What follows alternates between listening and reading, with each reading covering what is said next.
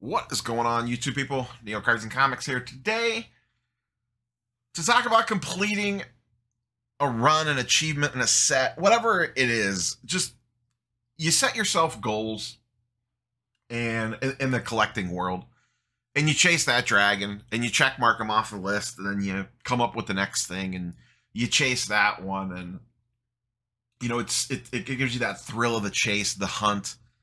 And you finish it off, and then you take some time to reflect on it and appreciate it.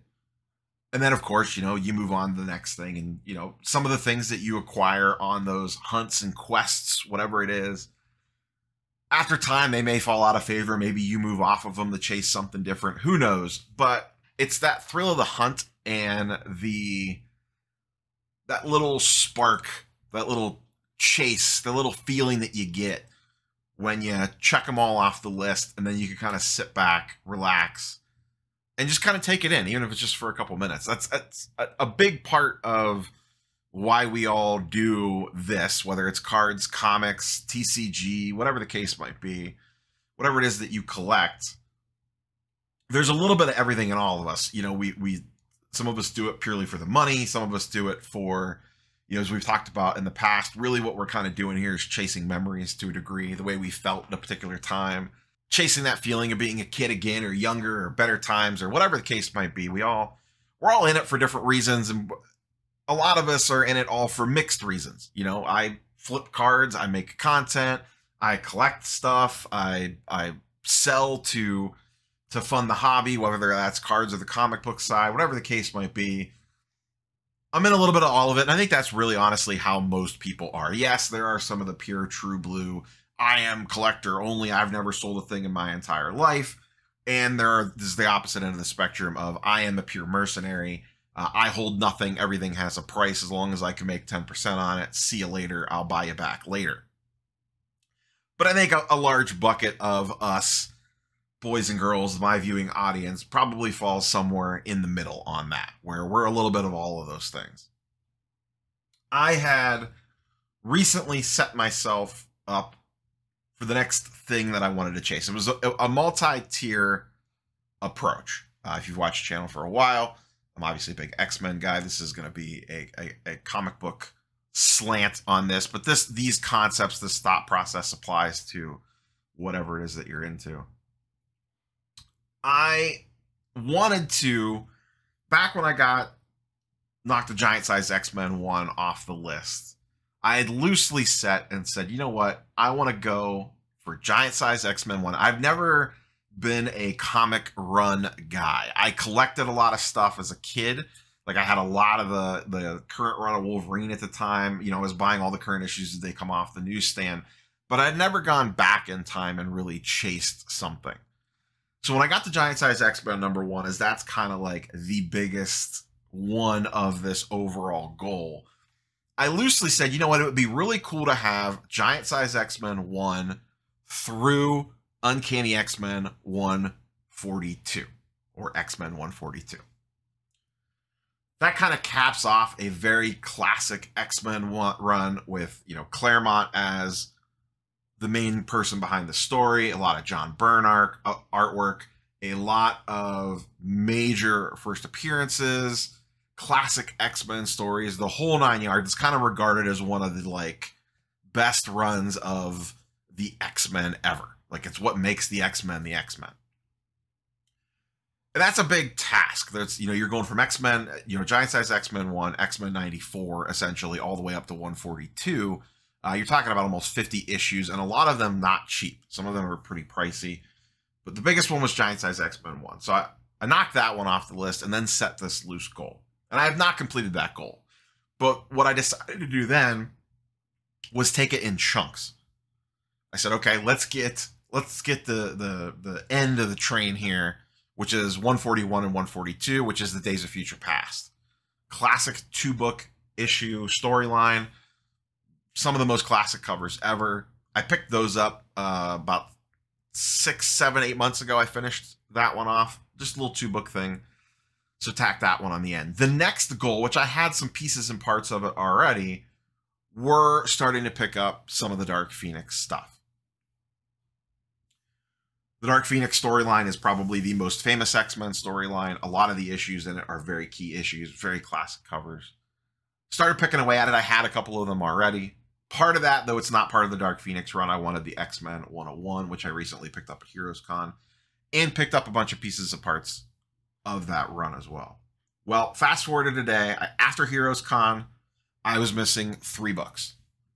And I decided to just knock those out on eBay.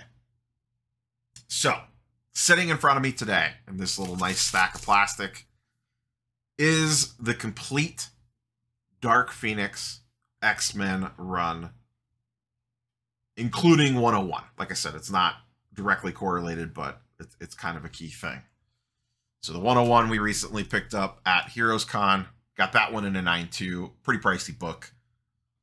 But obviously, classic X-Men key. Sorry about the camera setup. I just do not have a great camera setup for showing off comics. Picked this one up over a year ago, almost 2 years ago now. X-Men 129, one of the more expensive issues, if not the most expensive issue in this entire run. This is the first appearance of Kitty Pryde, the White Queen, Sebastian Shaw, and Mastermind. So very significant X-Men key. Also an absolutely iconic cover. Classic burn artwork. Picked this one up last year, or maybe early this year. 130, first appearance of Dazzler, also pretty pricey. And you notice a lot of these are going to be in 9.6s because 9.8s are just astronomically expensive on some of these. 129 and a 9.8 is a few $1,000s. A 9.6, I got that for much cheaper. And I really like 9.6s as like the collector's grade. It is a very nice, high-quality book, 1 or 2 minor flaws. And they retain their value fairly well. First appearance Dazzler, all black cover, very tough in a 9.8, let alone a 9.6. 131, one of the trickier ones to find and also pretty pricey given that it is not necessarily a key. This is the second appearance of Dazzler and Emma Frost. Great cover. Very hard to find. That was the trickiest one to find out of all of them. 132 in a 9.8. I picked this up at Heroes Con the year before. Someone had this on a shelf in an absolutely killer deal. I got this for ridiculously cheap. I got this for like a 9.6 price. And I remember looking it over multiple times and making sure that there wasn't something I was missing on it. But just got a really good deal on this one. Was not looking for a 9.8. This is one of the more offbeat ones. There's not really a super key issue in here. Great cover. But picked that one up last year at Heroes Con. One of the first ones that I got, and one of the ones I am really glad I knocked this one off early. I've had this book for almost 2 or 3 years now. It was pretty expensive when I got it. I think I paid $1,200 or $1,300 for this. It's 133 in a CGC 9.8. One of the most iconic covers ever. This is Wolverine's first solo story. Just chef's kiss on this cover. Only about 300 of these in a CGC 9.8. I wanted this one in a 9.8 because of the rarity factor. They don't come up a ton. This book has actually gone up in value or stayed flat from the peak of the market. It has not dipped at all. Love this book. One of my favorite ones to put out and have on display. 134. Phoenix becomes Dark Phoenix in a CGC 9.8. Also, absolutely great cover. Another iconic cover. There's just so many iconic covers in the Dark Phoenix run. It's ridiculous. 135. Got this one in a 9.6. It is off-white to white pages, which I'm not, it's whatever. I preferred white pages, but it's fine. But great cover. This one's been homaged a bunch. First appearance of Senator Robert Kelly. 136. I'll say it again. Another absolutely classic cover. Nothing super crazy in this one. Just a great cover and a key book in that run. 137. Would be a classic cover, but it's got this comic could be worth $2,500. This is The Death of Phoenix. CGC 9.8. And then last but not least, once again, a cool cover, except for the stupid Toys R Us ad. 138 in a 9.8. The last issue of the run. Cyclops exits the team.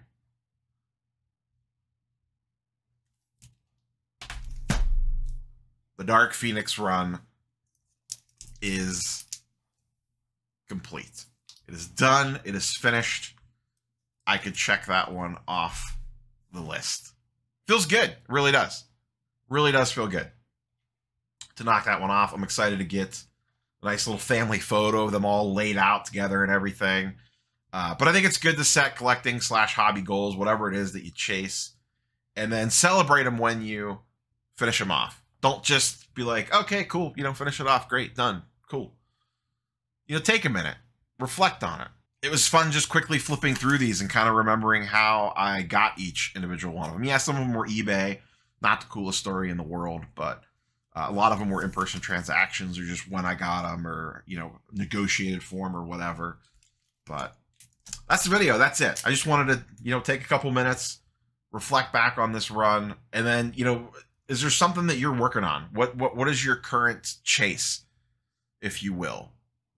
More specifically in the set / run category, not just like a single issue. Or maybe you have one thing left to finish off a big project that you've been working on in your little collector's journey, if you will. So that's all I got for you boys and girls today.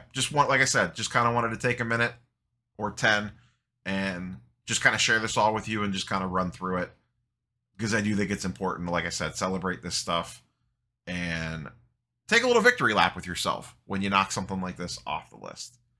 That's all I got. Catch you boys and girls on the next one. Peace.